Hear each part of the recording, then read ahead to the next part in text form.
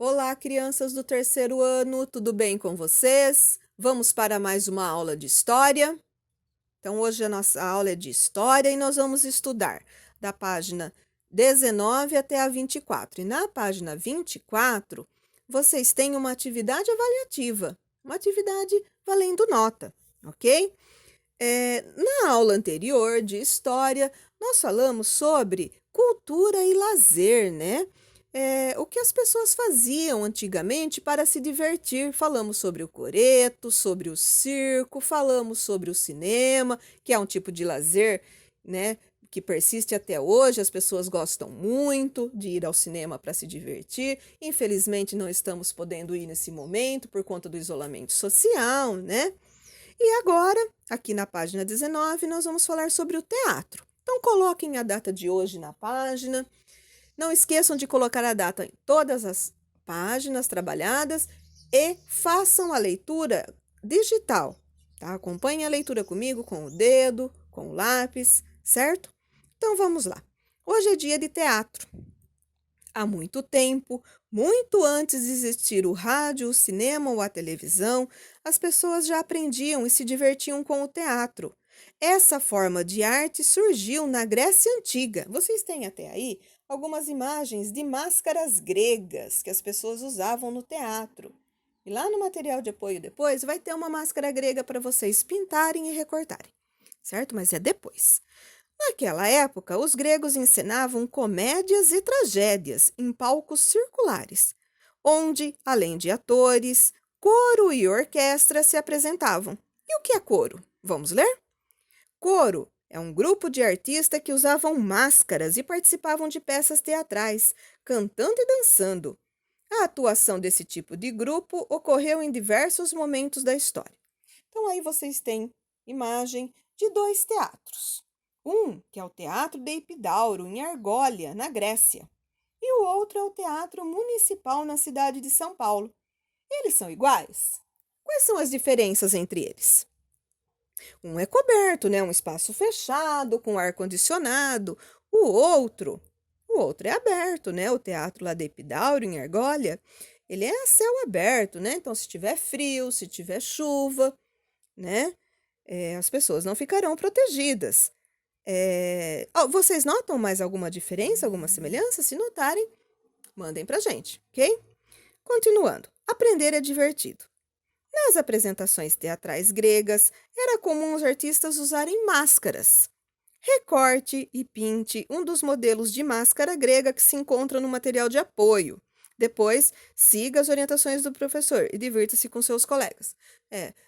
Eu gostaria que vocês pintassem a máscara e mandassem a imagem para nós, ok? Para a gente mostrar para os.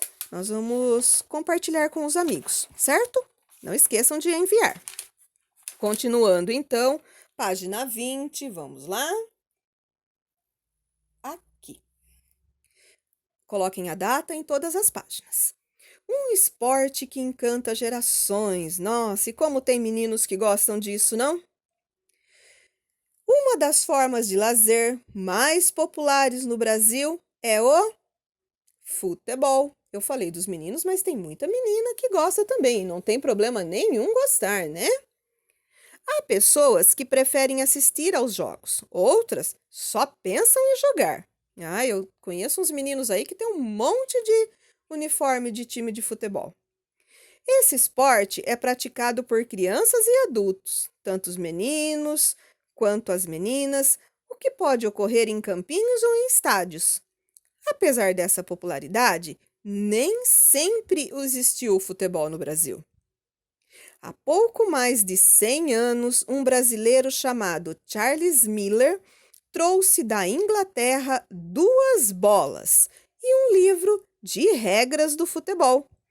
Assim começava a história dessa prática no Brasil. Inicialmente, esse esporte era praticado apenas por pessoas ricas, mas, com o tempo, tornou-se muito conhecido entre a população. E aí, quem usa essa forma de lazer para se divertir? Eu sei que muitos aí, né, Luiz Felipe? Compreendendo a história. Observe essa imagem. Então, tem aí uma imagem, né? Aqui. Bom, vamos analisar a imagem. É da Sociedade Esportiva Ipiranga, no ano 1940, em Rio Negrinho, Santa Catarina. Observe essa imagem. Ela é uma foto que parece antiga ou atual? E o que leva vocês a pensarem que ela é antiga? Fala para mim. É uma foto em preto e branco, né? E o tipo de roupas usados pelos jogadores. Bom, continuando, vamos lá. Com base na sua observação, faça o que se pede a seguir. Pinte o quadradinho que indica o número de jogadores retratados. Então, vocês contem lá. Quantos jogadores tem nessa imagem? Pinta aí o quadradinho. Se quiser, a princípio, só colocar um xizinho, quem tiver alguma dúvida, tá? Depois a gente manda na correção. Agora, atividade B. Indique uma diferença entre o uniforme dos jogadores do passado e o uniforme de futebol usado nos dias atuais. E aí? Anota aí embaixo mesmo no livro. Uma diferença dos uniformes. Uma diferença principal que vocês veem. Tá? E vamos continuar. Vamos para a próxima página. Não esqueçam de colocar a data. Nessa página, vocês vão recortar a lateralzinha aqui, ó. Uma outra forma de lazer. Jogos para aprender e se divertir. Jogos de tabuleiro, muito gostoso, né? Então, tem aí alguns jogos, ó. O xadrez, o dominó, o futebol de botão, ok? Então, vamos fazer a leitura comigo. Não esqueçam de colocar a data. Em outros tempos, as pessoas também se distraíam com jogos de mesa. E até hoje, né? Muitas pessoas gostam desse tipo de jogo. Você já disputou jogos de mesa com familiares e amigos? Observe essas imagens. Se quiserem mandar imagem pra gente, tá? Quem tem esse tipo, quem tem o hábito de jogar esse tipo de jogo, manda imagem pra gente. Então, tem aí o dominó, o xadrez e o futebol de botão. Então, olha o que vocês vão fazer. Atividades. Atividade número 1. Dominó, futebol de botão e xadrez. O que esses jogos têm em comum? Como que se joga esses 3 jogos? Onde se joga esses 3 tipos de jogos?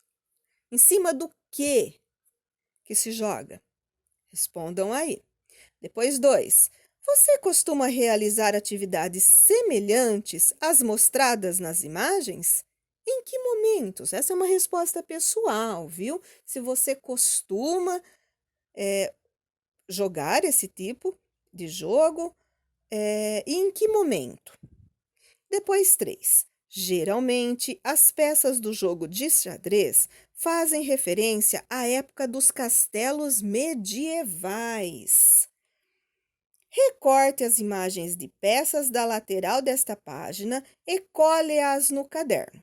Depois, com a ajuda de um adulto, pesquise o nome de cada peça do xadrez. Então, vocês vão lá no caderno, presta atenção.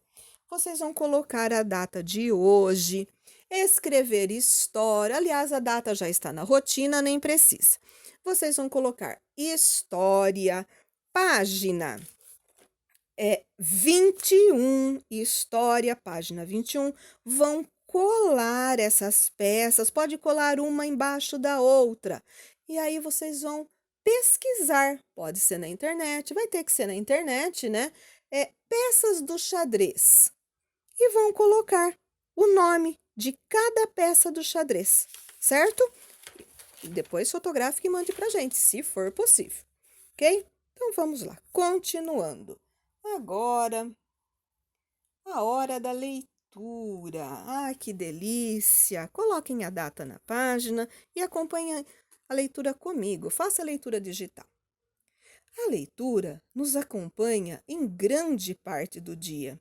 Por exemplo, na hora do café da manhã, quando lemos os rótulos dos produtos que estão na mesa, Quando saímos de casa e nos deparamos com os nomes de ruas e avenidas, e em muitas outras situações.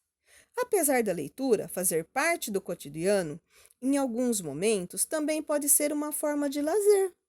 Pense em como é bom ir a uma biblioteca ou a uma livraria e encontrar um livro de nosso interesse. Aventura, comédia ou terror, o que importa é o gosto do leitor. Após escolher o livro de preferência, o leitor precisa apenas de um lugar agradável e confortável para ler e dar espaço à imaginação. Saiba mais. Você sabia que podemos aprender sobre o passado com livros de literatura? Muitas vezes, as histórias, mesmo as imaginárias, revelam hábitos e costumes de uma época. Com essas leituras, podemos conhecer um pouco do modo de vida e da cultura de sociedades de diferentes tempos e lugares. Continuando, página 23. O universo dos quadrinhos. Vamos lá, coloquem a data de hoje na página e façam a leitura digital. Você lê histórias em quadrinhos? Conhecidas como gibis ou HQs, as histórias em quadrinhos encantam adultos e crianças há bastante tempo.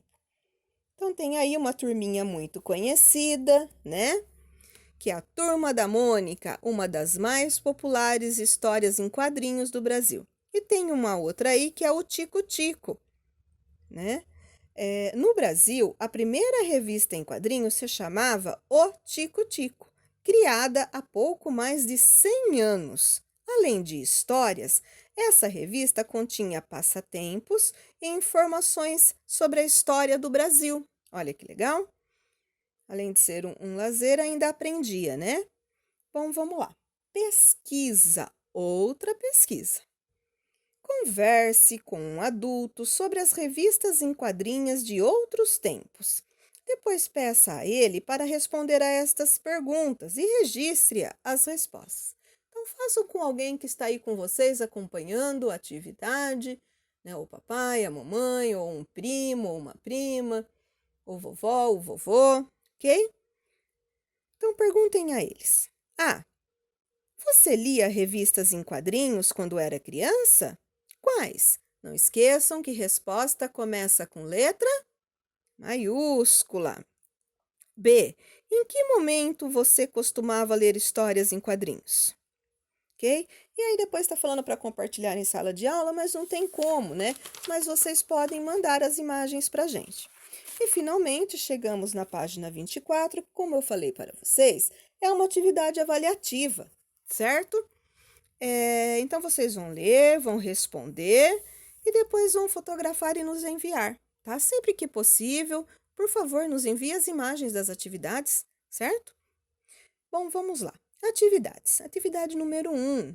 A respeito do lazer no Brasil em outros tempos. Assinale V para as informações verdadeiras e F para as falsas. Então, leiam e coloquem V ou S ou F, verdadeiro ou falso. 2.